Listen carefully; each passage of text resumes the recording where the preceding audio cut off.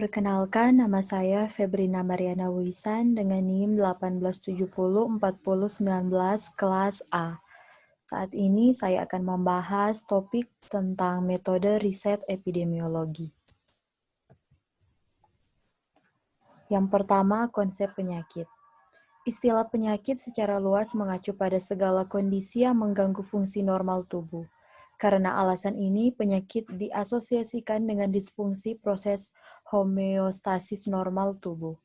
Umumnya, istilah ini digunakan secara khusus pada penyakit infeksi yang merupakan penyakit yang terbukti secara klinis diakibatkan oleh keberadaan agen mikropatogenik, termasuk virus, bakteri, jamur, protozoa, organisme multiseluler, dan protein menyimpang yang dikenal sebagai prion.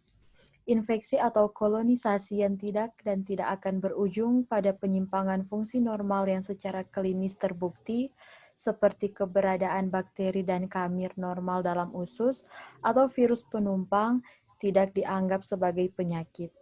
Sebaliknya, infeksi yang tidak menunjukkan gejala selama masa inkubasinya, tetapi diperkirakan akan menimbulkan gejala di kemudian hari, biasanya dianggap sebagai penyakit.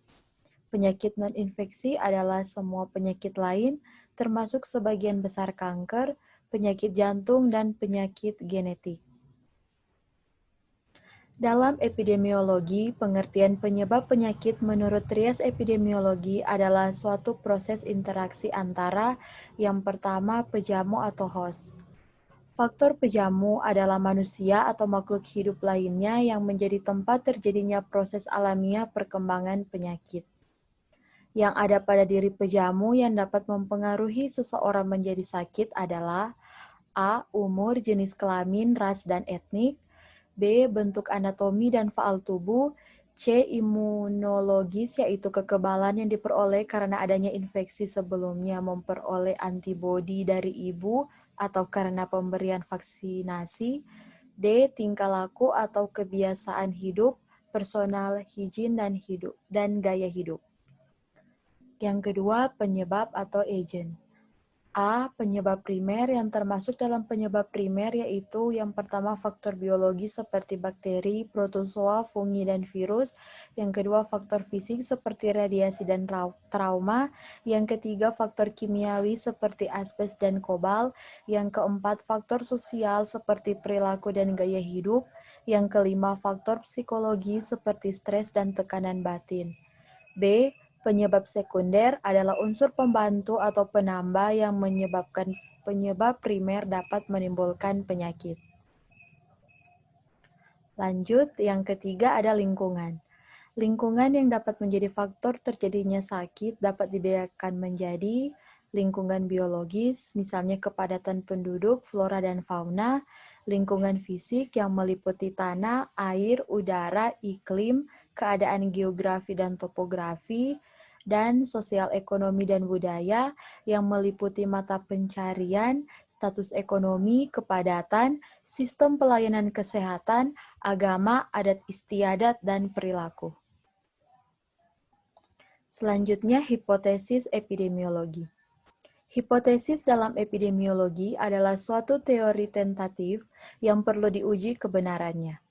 Dalam bidang ilmu kesehatan, termasuk berbagai bidang ilmu kedokteran, usaha mencari hubungan sebab akibat terjadinya penyakit dalam masyarakat maupun analisis terjadinya penyebaran penyakit dalam masyarakat biasanya didahului dengan penyusunan suatu hipotesis. Penyusunan hipotesis dalam ilmu kesehatan dapat dibagi dalam 4 bentuk utama, yaitu yang pertama metode perbedaan, yang kedua metode persamaan, yang ketiga variasi bersama, dan yang keempat metode analogi. Berikutnya ukuran frekuensi penyakit. Mengukur kejadian penyakit, cacat, ataupun kematian pada populasi merupakan dasar dari epidemiologi deskriptif. Frekuensi kejadian yang diamati diukur dengan menggunakan prevalence dan incidence. Incidence dan prevalensi. Incidence yaitu menggambarkan jumlah kasus baru yang terjadi dalam suatu periode tertentu.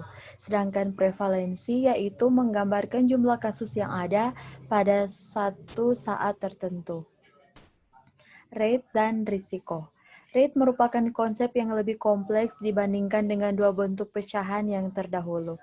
Rate yang sesungguhnya merupakan kemampuan berubah suatu kuantitas bila terjadi perubahan pada kuantitas lain.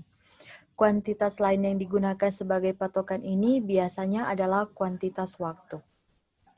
Risiko adalah bahaya yang dapat terjadi akibat dari sebuah proses yang sedang berlangsung atau kejadian yang akan datang. Ukuran asosiasi. Yang pertama ada odds ratio. Adalah ukuran asosiasi paparan atau faktor risiko dengan kejadian penyakit, dihitung dari angka kejadian penyakit pada kelompok berisiko atau terpapar faktor risiko dibanding angka kejadian penyakit pada kelompok yang tidak berisiko atau tidak terpapar faktor risiko. Yang kedua ada rasio risiko atau risiko relatif adalah rasio probabilitas hasil dalam kelompok yang terpapar dengan probabilitas hasil dalam kelompok yang tidak terpapar. Bersama dengan perbedaan risiko dan rasio peluang, risiko relatif mengukur hubungan antara paparan dan hasil. Selanjutnya perbedaan rate dan risk risiko. Rate merupakan tipe rasio untuk mengkuantifikasi proses dinamik, misalnya pertumbuhan percepatan. Nilai rate dalam epidemiologi menunjukkan besarnya peristiwa yang terjadi terhadap jumlah keseluruhan penduduk dan berlangsung dalam satu batas waktu tertentu. Ada 3 unsur utama dalam penilaian rate, yaitu jumlah yang terkena peristiwa, kelompok penduduk tempat peristiwa terjadi, dan batas waktu tertentu yang berkaitan dengan kejadian tersebut. Bahaya yang mempunyai potensi dan kemungkinan menimbulkan dampak atau kerugian, baik dampak kesehatan maupun yang lainnya, biasanya dihubungkan dengan risiko. Berdasarkan pemahaman tersebut, maka risiko dapat diartikan sebagai kemungkinan terjadinya suatu dampak atau konsekuensi. Berikutnya desain studi. Yang pertama ada ekologis. Studi ini merupakan studi untuk menganalisis populasi dengan tujuan mendeskripsikan hubungan timbal balik atau korelatif antara penyakit dengan faktor-faktor yang diminati peneliti. Faktor tersebut dapat berupa umur, obat-obatan, rokok, pola konsumsi, pendapatan keluarga. Unit yang dianalisis agregat individu yang disebut dengan populasi yang biasanya dibatasi kota madya, provinsi maupun negara. Yang kedua ada cross-sectional, adalah studi epidemiologi yang mempelajari prevalensi, distribusi maupun hubungan penyakit dan paparan dengan mengamati status paparan, penyakit atau outcome lain secara serentak pada individu-individu dari suatu populasi pada suatu saat. Dengan demikian, studi cross-sectional tidak mengenal adanya dimensi waktu, sehingga mempunyai kelemahan dalam menjamin bahwa paparan mendahului efek atau sebaliknya. Yang ketiga ada case control atau kasus kontrol. Adalah studi analitik yang menganalisis hubungan kausal dengan menggunakan logika terbalik, yaitu menentukan penyakit atau outcome terlebih dahulu, kemudian mengidentifikasi penyakit atau faktor risiko. Riwayat paparan dalam penelitian ini dapat diketahui dari register medis atau berdasarkan wawancara dari responden peneliti. Yang keempat, ada studi kohort. Adalah studi observasional yang mempelajari hubungan antara paparan dan penyakit dengan memilih 2 atau lebih kelompok studi berdasarkan status paparan, kemudian diikuti hingga periode tertentu sehingga dapat diidentifikasi dan dihitung besarnya kejadian penyakit. Apabila periode induksi, yaitu kejadian penyakit, dapat diamati dalam waktu yang panjang, maka studi kohort rawan terhadap bias penarikan responden atau banyak drop out dari observasi, perlu dana yang besar dan waktu yang panjang. Yang kelima ada intervensi atau eksperimental. Studi eksperimental atau experimental studies adalah desain studi di mana peneliti memberikan intervensi atau perlakuan dalam mempelajari efek intervensi itu. Studi eksperimental yang baik jika dilakukan randomisasi, yang artinya subjek-subjek penelitian dialokasikan ke dalam kelompok eksperimen dan kontrol dengan cara random, semata-mata karena peluang. Yang keenam ada community-based research, Sebagaimana dikemukakan oleh Sarah Banks dari Center for Social Justice and Community Action, Durham University adalah penelitian yang dilakukan atas sebuah komitmen dari masyarakat untuk memberikan dukungan kekuatan, sumber daya, dan juga keterlibatan dalam proses penelitian dalam rangka menghasilkan produk penelitian yang bermanfaat bagi mereka dan juga para peneliti yang terlibat dalam proses penelitian tersebut. Selanjutnya, bias pengganggu dan efek modifikasi. Confounding variable dalam bahasa Indonesia berarti variabel pengganggu. Adalah variabel yang merusak hubungan antara variabel paparan atau exposure dan variabel terpapar atau outcome. Variabel ini dikatakan mengganggu karena keberadaannya sebagai penyebab terjadinya exposure, namun di saat yang bersamaan, keberadaannya juga sebagai penyebab terjadinya outcome.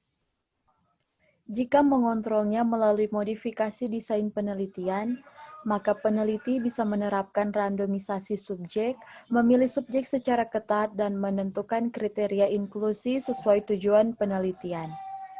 Jika mengontrolnya melalui analisis data, maka peneliti bisa menggunakan analisis stratifikasi dan analisis multivariat. Salah satu uji sederhana yang berfungsi untuk mengontrol variabel pengganggu adalah uji Mantel-Haenszel. Uji ini merupakan salah satu analisis data yang menerapkan metode stratifikasi. Uji ini mampu mengestimasi nilai asosiasi untuk satu atau lebih variabel pengganggu. Berikutnya, analisis multivariabel. Analisis multivariat merupakan salah satu jenis analisis statistik yang digunakan untuk menganalisis data yang terdiri dari banyak variabel, baik variabel bebas atau independen variabel, maupun banyak variabel tak bebas atau dependent variabel. Regresi logistik, kadang disebut model logistik atau model logit, dalam statistika digunakan untuk prediksi probabilitas kejadian suatu peristiwa dengan mencocokkan data pada fungsi logit kurva logistik. Metode ini merupakan model linear umum yang digunakan untuk regresi binomial. Analisis regresi Poisson digunakan untuk menganalisis hubungan antara sebuah variabel dependen yang menyatakan data terhitung atau data count berdistribusi Poisson dengan satu atau lebih variabel independen. Data count yang dimaksud misalnya banyaknya kejadian dalam interval waktu, ruang, atau volume tertentu. Regresi binomial adalah teknik analisis regresi di mana responden, atau sering disebut Y, memiliki distribusi binominal. Selanjutnya, ukuran dan kekuatan sampel dalam studi epidemiologi. Ukuran sampel adalah banyaknya individu, subjek, atau elemen dari populasi yang diambil sebagai sampel.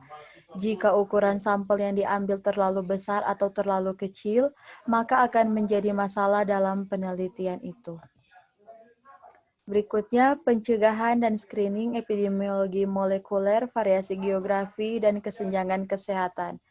Pencegahan adalah proses, cara, tindakan mencegah atau tindakan menahan agar sesuatu tidak terjadi. Screening adalah cara untuk mengidentifikasi penyakit yang belum tampak melalui suatu tes atau pemeriksaan atau prosedur lain yang dapat dengan cepat memisahkan antara orang yang mungkin menderita penyakit dengan orang yang mungkin tidak menderita. Selanjutnya, epidemiologi molekuler merupakan cabang epidemiologi yang mempelajari kontribusi faktor risiko genetik dan lingkungan yang diidentifikasi pada level molekuler dan biokimia terhadap etiologi, distribusi, dan pengendalian penyakit pada keluarga-keluarga dan populasi-populasi. Geografi kesehatan merupakan bagian dari ilmu geografi yang khusus mempelajari topik-topik yang berhubungan dengan masalah kesehatan. Geografi kesehatan menggunakan konsep dan teknik dari disiplin ilmu geografi dalam menjelaskan suatu fenomena di bidang kesehatan.